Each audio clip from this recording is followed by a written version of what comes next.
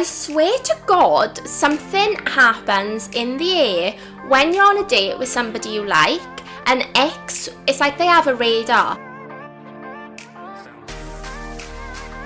Hi guys, welcome back. This is Love What Luck. Hope you're all having a really good week. I literally can't stop eating this week. I don't know what's wrong with me. Well, I do. Obviously, I'm due on.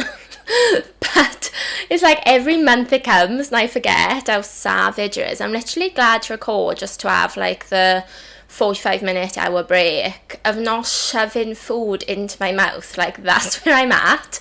But anyway, welcome. Hope you're all doing good.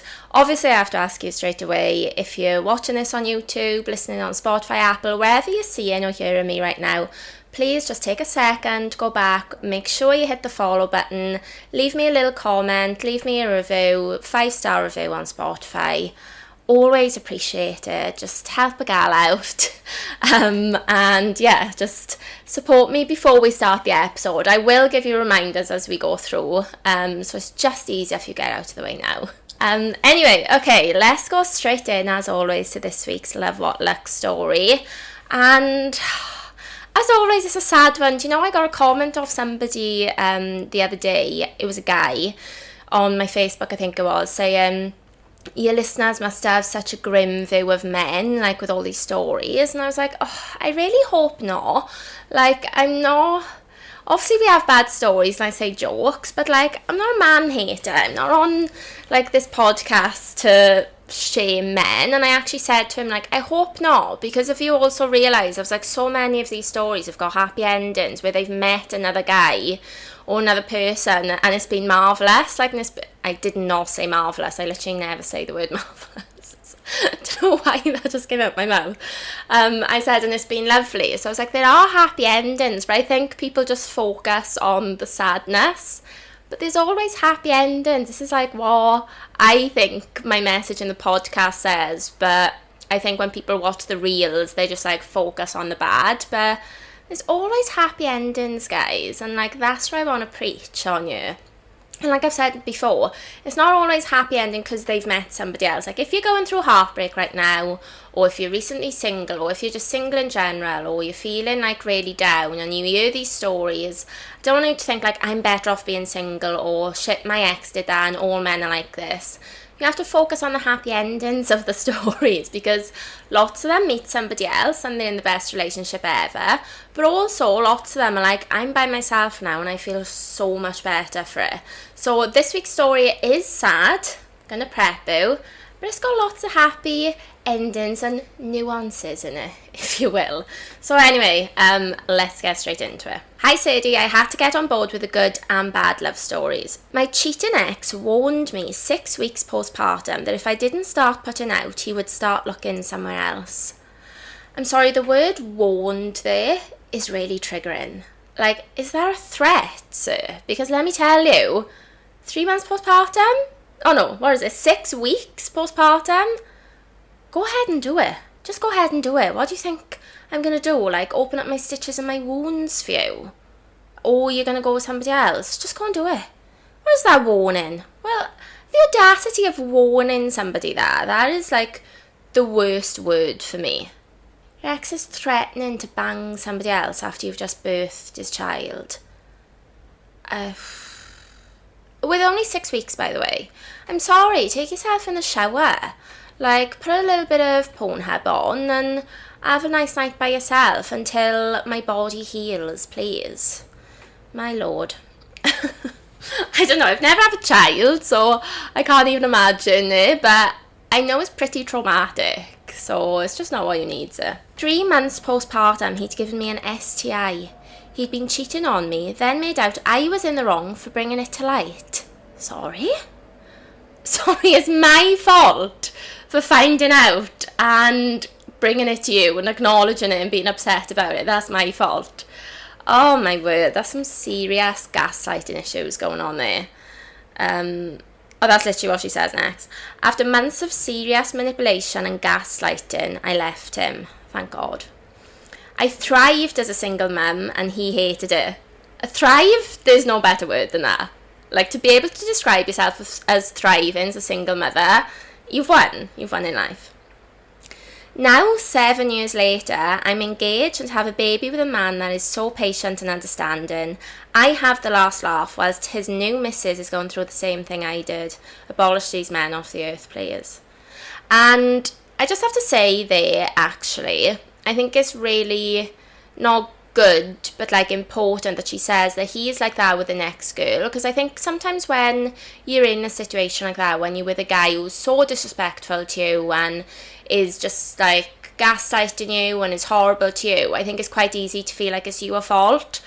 But it never is. It's always a reflection of them. Like, how somebody treats you is always a reflection of them. It sounds so cliche and cheesy, but it's so true. And I even know that myself. Like, the way I act with certain people, or I have acted with certain people in the past, is because of what I was feeling at that time. Like, if you're not feeling good, sometimes it's hard to act good. Like, I actually had this conversation with my boyfriend the other day, and because, like, I've cheated before, and I was like, I know that I wouldn't do that again to anybody now because I'm in a much better place. Whereas, like, when I did cheat, I was in a really bad place myself. Do you get me? So, yeah, anyway, long-winded story. It's a reflection on yourself. And it just shows that he's obviously, like, so deeply unhappy. And he's just going to gaslight everyone that comes into his path. Not until, like, he meets somebody that changes him. Literally just until he changes himself. And he thinks, like, actually, being a bit of an arsehole, which by the sounds of it is never coming. But anyway, we're going to focus on the happy part of that. And she said she thrived as a single mother. And I actually spoke to her for a bit afterwards. And she said, I'm going to get it up because I want to make sure I get, like, all the words right. She said, I was just 23 at the time. I wish I had the grit in me then as I do now. He'd have been gone at just the warning. But also, you've just had a baby with somebody, and, like, it's easy to say that now looking back. But I think if you've just had a baby with somebody, you're feeling, like, so vulnerable, you don't want your family to split up. You've been probably manipulated by this guy for ages. Like, it's easier when you're out in it to be like, I would have left him straight away. So don't be too hard on yourself there. Anyway, she said, it led to me having postnatal depression and anxiety, and he'd tell me I just loved drama and was just choosing not to move on. Do you know what? There's drama and there's been given an STI by my boyfriend. They're two separate things, mate. Like, you can love a bit of drama and enjoy watching Real Housewives of Beverly Hills, The Reunion. Is that the one with Tom Scandival? I'm probably getting the names wrong, so I literally only watch it on TikTok. There's that type of drama, or there's the drama of, oh my god, I've asked this guy to come to my birthday party for my friend and she doesn't know. There's that drama, which sometimes we can all enjoy. And then there's having a baby and 3 months later being given an STI. I don't think anyone wants that level of drama in their lives. Like, I think most people, if they want a bit of drama, they'll just go to a little bottomless brunch somewhere and find some drama of the night. Like, wake up the next day and regret, like, licking some guy's nipple in the toilet, you know? Come on. My God. She said, he's a vile human. I honestly loved my time as a single mother, and it hurts my heart there are other women in my old situation where their partner is cheating and they won't leave because they are scared to be a parent alone. But my God, to us mamas cope better than we could have ever dreamed. And I love that. She said, yes, we've come out the other side and I'm so happy with my new baby now. I never ever thought I'd trust anyone enough to have another one. And she said, me and the girls love listening to your stories. So preachy, gals. Single mothers. My 2 friends, yeah, I was trying to count them then. My 2 friends back home are single mothers and they absolutely kill it. Like, I'm not just saying it, like, they kill it. And especially one of them has a really good relationship, actually, like a co-parenting relationship, little Kardashian term there. And, you know, I'm sure, like, when you go through that breakup, you're thinking it's going to be so hard and you want to stay together for the kids and all the rest of it. But the thought of something is always scarier than it is. That's a plane going off. Hopefully you can't hear it, but it is physically impossible for me to record these episodes these days without the windows open. So if you can hear a loud rumble, that's an airplane, and I can't do anything about it because I can't be sitting here sweating. Like, this is going on YouTube, and other than me being deeply uncomfortable with sweat, I would also look horrendous, and I'm going out after this, so forgive me for the plane noise. Just, if you can hear it, just, I don't know, think of going on holidays. What was I saying? I think it was single mothers thriving. And also, can I just say, right? And look, I haven't got kids. I haven't got a clue what I'm talking about. But what I have learned through my friends is when you're a single mother, you get some weekends completely free. My girls back home, obviously they're a mother and they do great at it, but that's like not all they do and that's not all they roll. Do you get me? Because if there's a concert or like, for example, 50 Cent is playing in London in November, they're coming up. My friend who's coming up has got a daughter. She knows that her ex will either be able to have her daughter or her family, like she's lucky her family are there and stuff. But like, if you're a single parent, just think about it. If you're lucky enough for the guy to still be around and stuff, obviously it's all different types of situations. But it gives you a lot of free time. My friend rang me the other day. I was like, oh, where's your little girl then? Obviously I'm not going to like name names.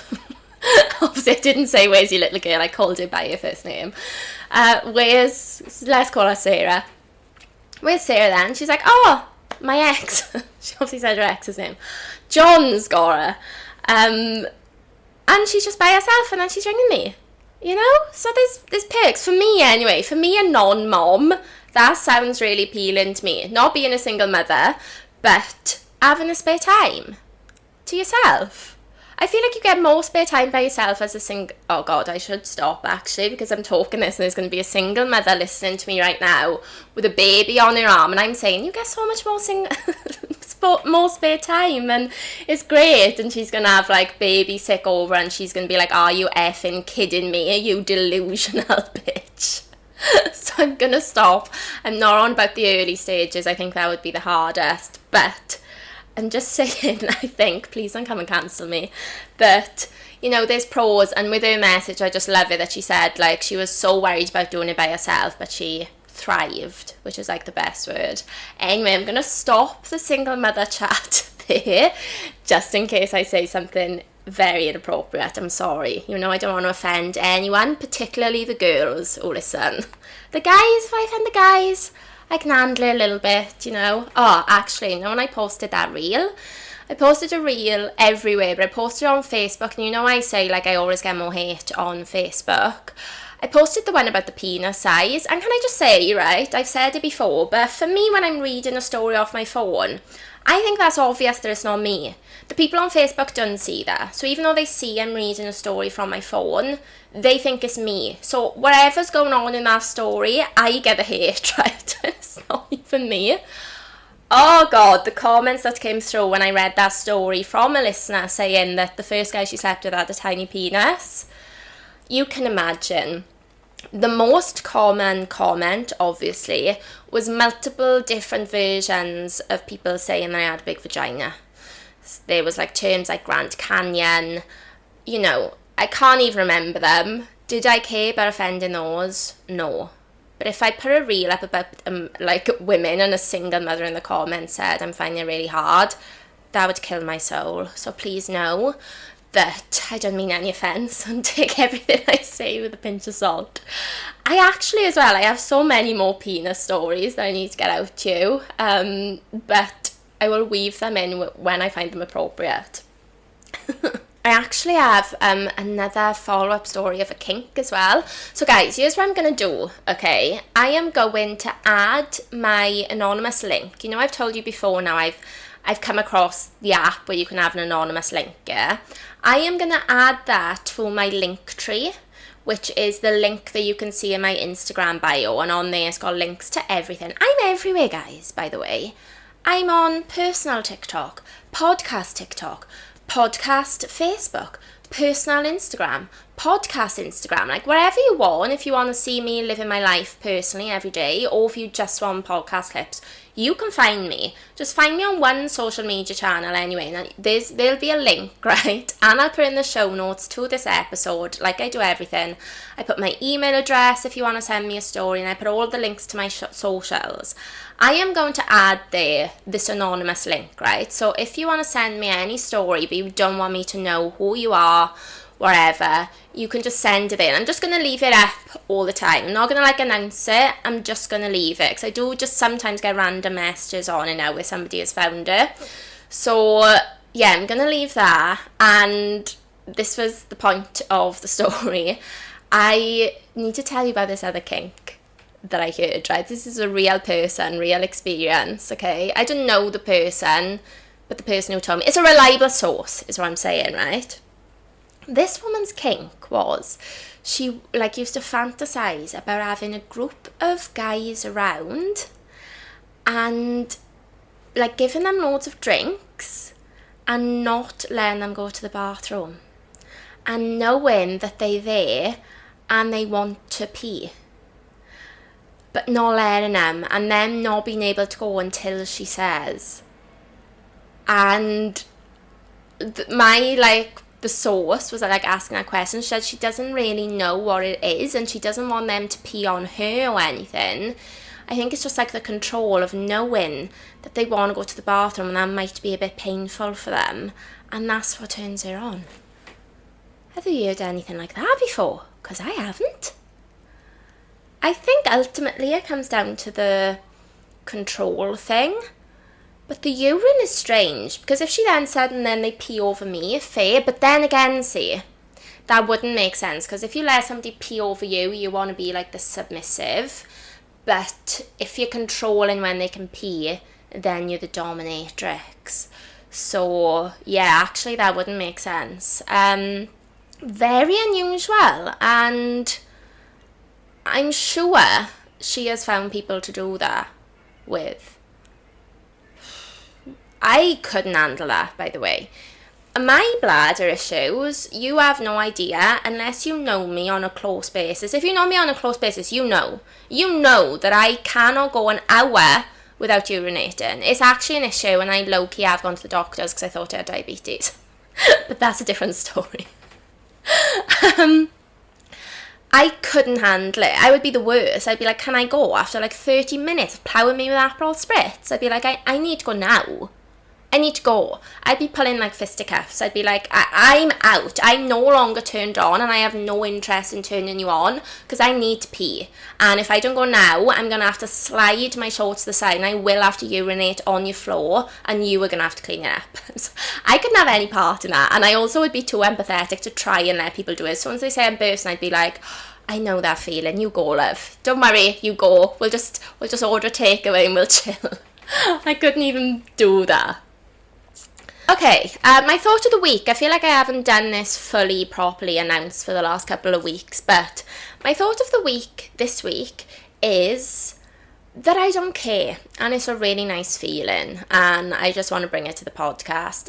Maybe I don't think I've said about it before, but I feel like sometimes, especially as a woman, but as anyone really, sometimes you can get so into your head with stuff and build loads of stuff up and just create like extra issues in your mind. And this week I went to cry as normal in the bathroom for no reason. Nothing had happened. Same old. Sometimes I'm just like, oh, I just want to cry. I'm not lying. I was like, right, I'm going to get up and I'm going to the bathroom to cry. Got up, went in,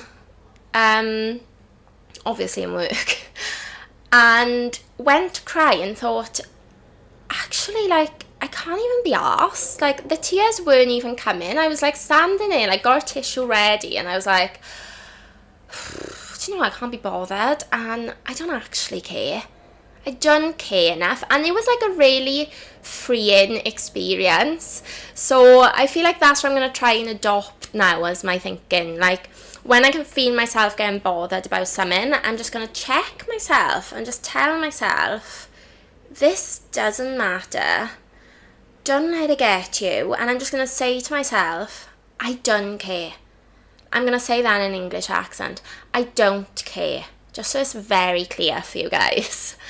I just don't care. And I think there's something very freeing about saying that. So that's my thought of the week. And I'm hoping that you're listening to this on a Tuesday, which isn't always the best day, apart from the fact that this podcast comes out of. If something's bothered you, like, you know, you can't get on the tube, you're going to be late, like all these little microaggressions that happen to you in the day, I swear, just sit there or stand there take a breath and just tell yourself, I don't care about this. And I just find it very freeing. So that's my little thought of the week. And yeah, come and let me know if you have an experience where you've been stressed this week and you've told yourself I don't care and it's worked. Come and let me know. To be fair, disclaimer, the cry in work was the day after. It was a Monday, guys, right? I went out to watch SZA on a Sunday. So SZA, surprisingly not everybody knows who she is, which I don't know how. She's amazing, but this is a fun fact actually. She sang in the background of Work. So what does Work go like? No, what is it? Was it Work? So there's a Rihanna song, right? And SZA did the backing vocals for it, and she didn't want to do it because she knew that she wouldn't get the recognition for it and everyone thought that it would be Rihanna. And that is what happened, because I never ever knew that it was SZA, but it is actually her.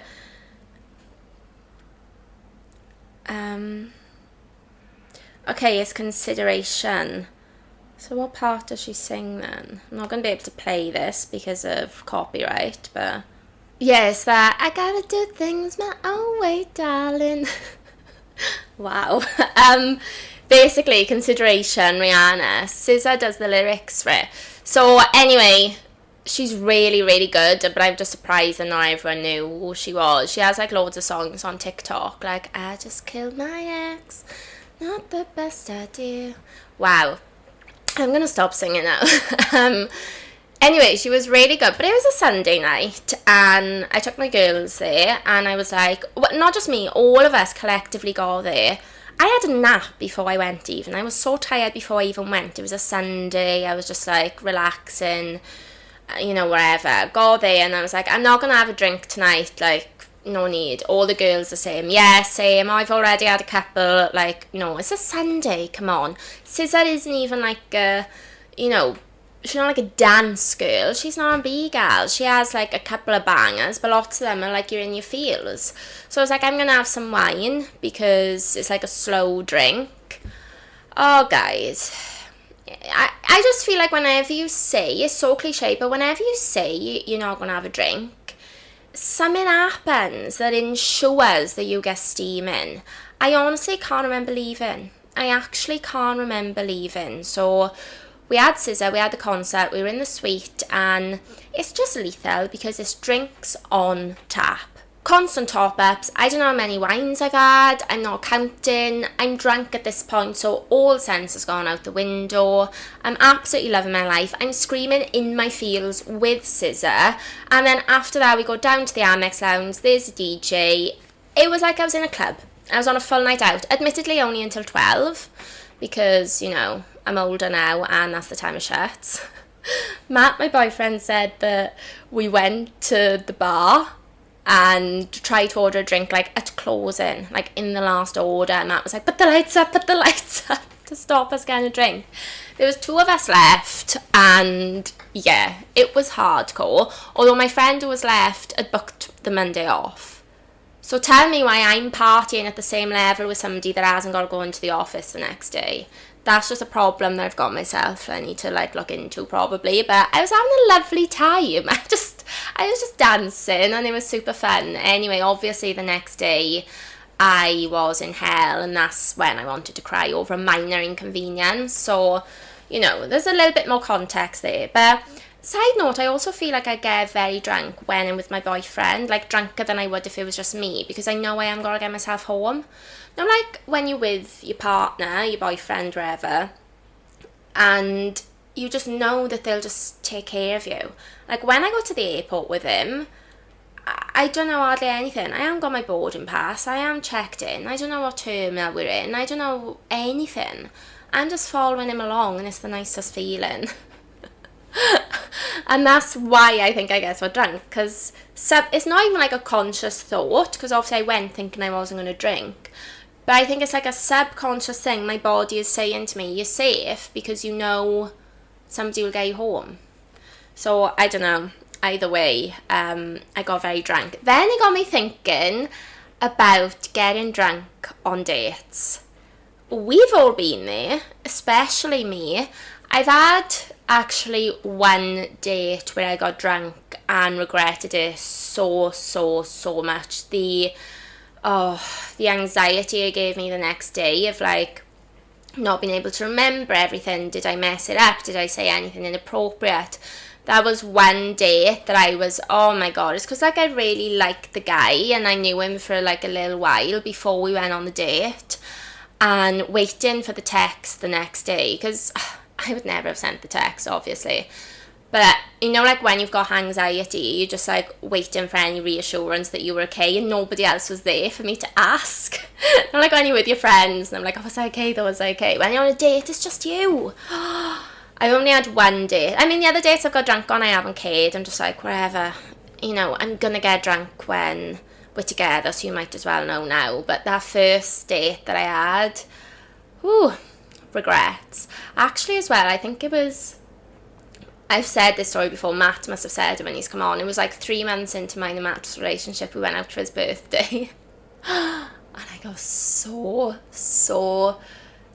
drunk. And the next day I was like, oh my god, like, is this going to be okay? But thankfully he just found it really funny. And in that moment I knew that he could stick around. I'm like, it's fine. Because if you're giving me judgment for being drunk 3 months in, then I'm sorry, I'm going to have to show you the door, because it's only going to get worse from here.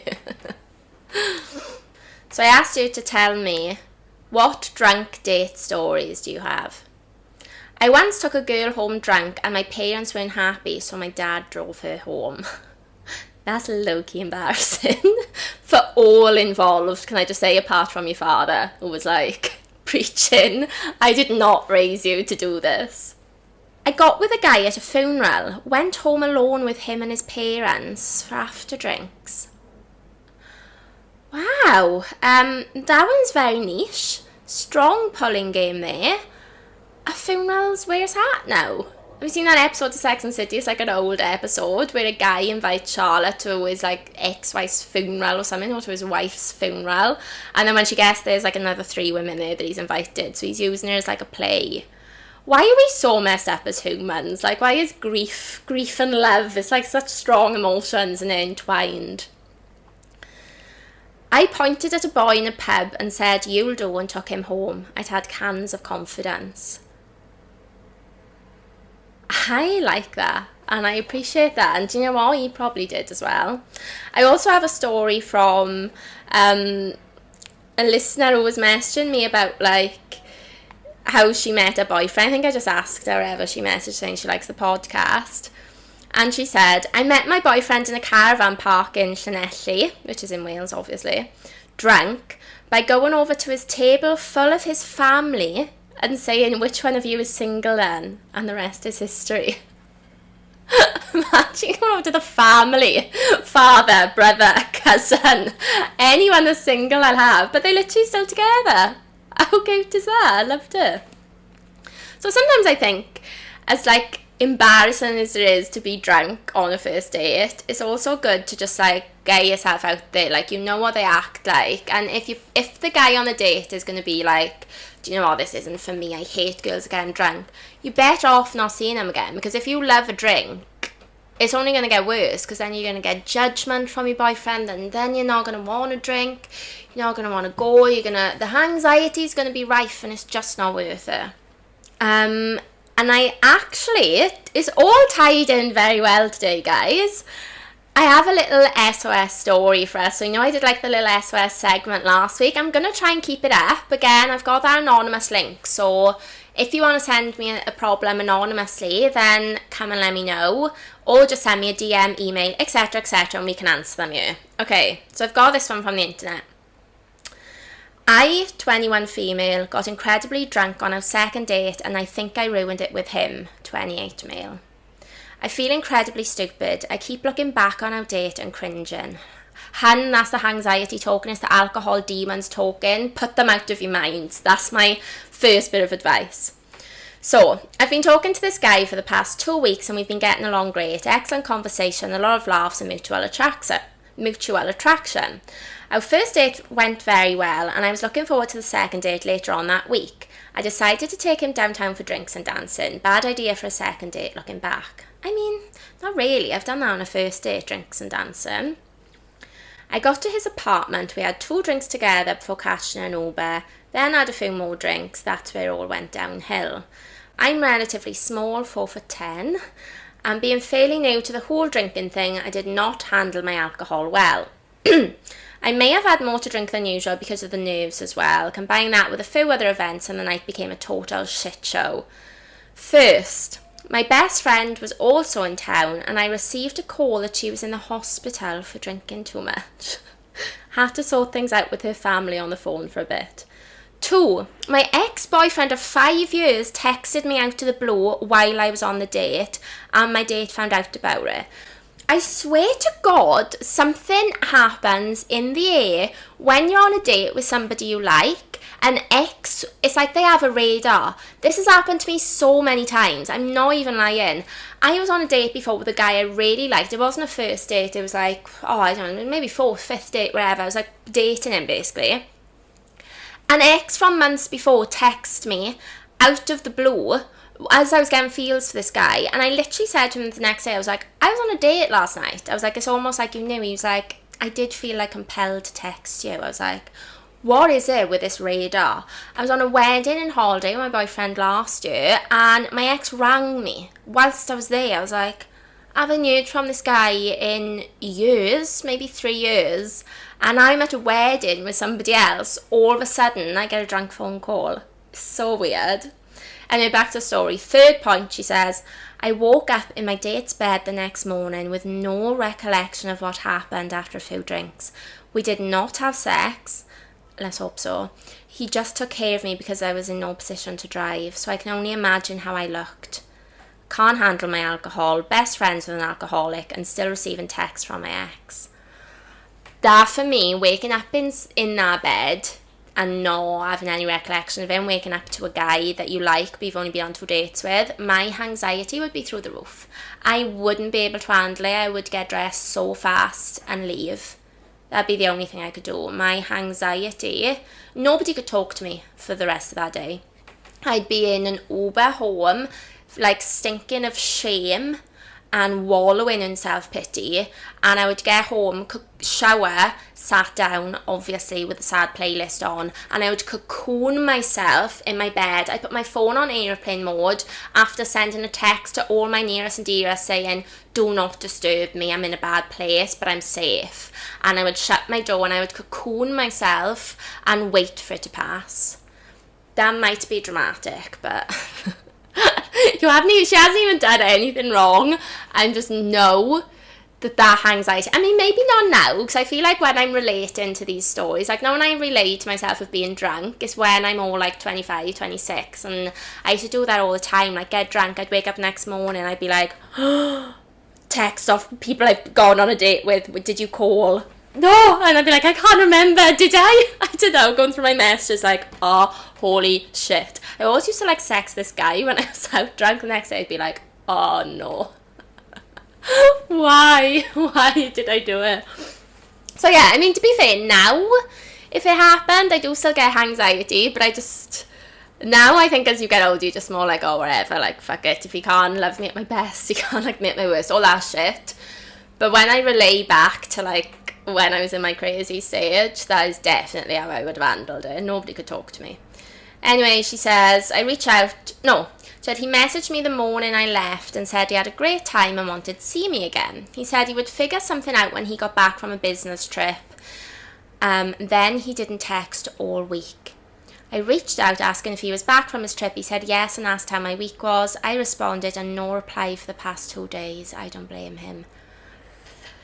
I feel like a total idiot. I'm usually a great date, and I believe both the alcohol and weird circumstances made me look more responsible and immature than I am. May have left a sour taste in his mouth. I really like this guy. Should I just let it go? Wait a little longer for a reply? Right, firstly, I don't think you should wait any longer, because all that waiting's going to do is he's just going to go further and further to ghost. If I'm honest, I think he's already made his mind up. I don't think it's the alcohol, I'm just throwing it out there, because the next day he says, yeah, I want to see you again, I had a great time.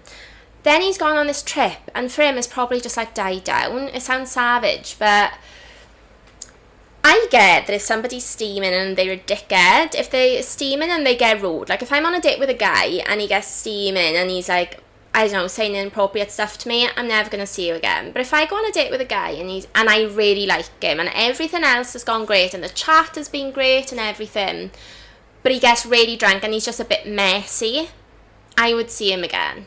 Obviously, I'm understanding of drunks, but I would be like, okay, it's a one-off, especially if he like just said, look, I'm sorry for being messy. So I think the best thing you can do in that situation is just text him and say, I mean, it's already been a long time now. If that was me, I'd probably let it go. Because for me, if somebody apart from anything, right, the drinking, if somebody says to me, I'll message you, let's sort someone out after my business trip, and then they don't even text me when they're back, they wouldn't get a text from me. If for some reason I was compelled to send a text, are you back? And he said, yeah, and then still didn't say, oh my God, yeah, I'm back, like, let's meet up, for me, it's done. I wouldn't be asking again. I just wouldn't. But so at this stage, I wouldn't do anything, but I think if you are ever in that situation, the best thing to do is get it out straight in the open the next day. Oh my God, I'm sorry, so drunk last night, not usually like that, super messy, but from what I can remember, I had a good time, haha, do you want to go out again? Make just a bit of a joke with it and just get it out of the blue straight away. Don't leave it fester.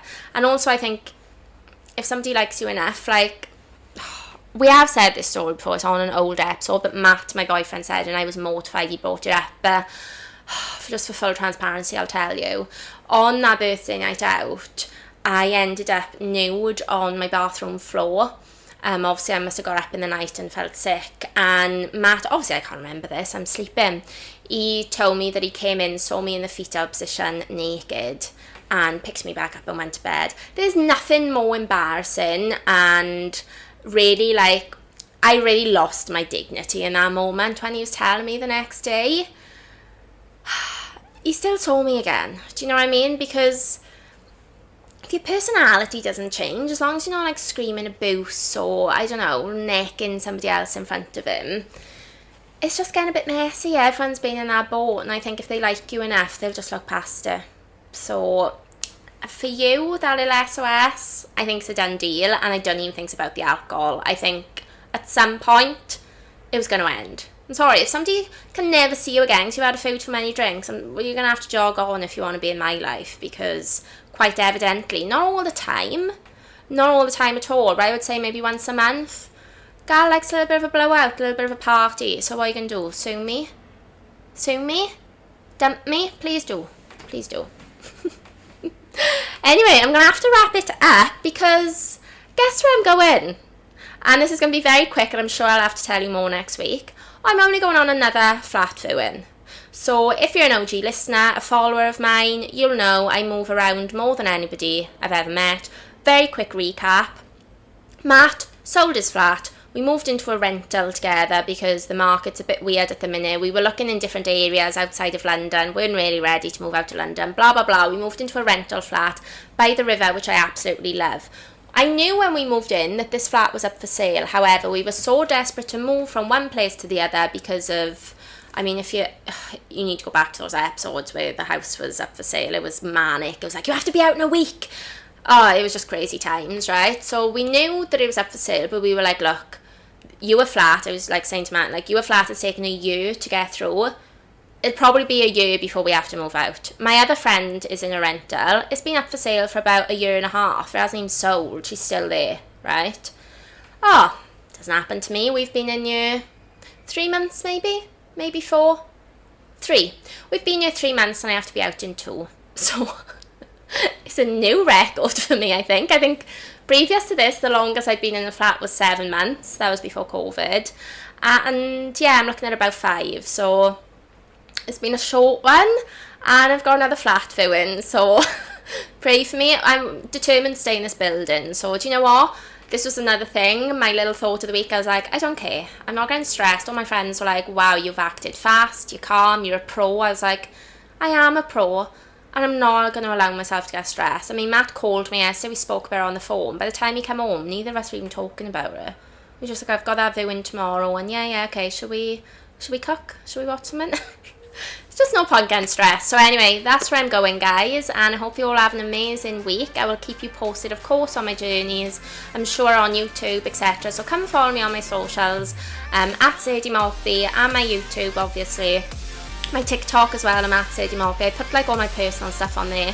If you just want the TikTok clips, if you just want the clips of the podcast, then search Love What Luck.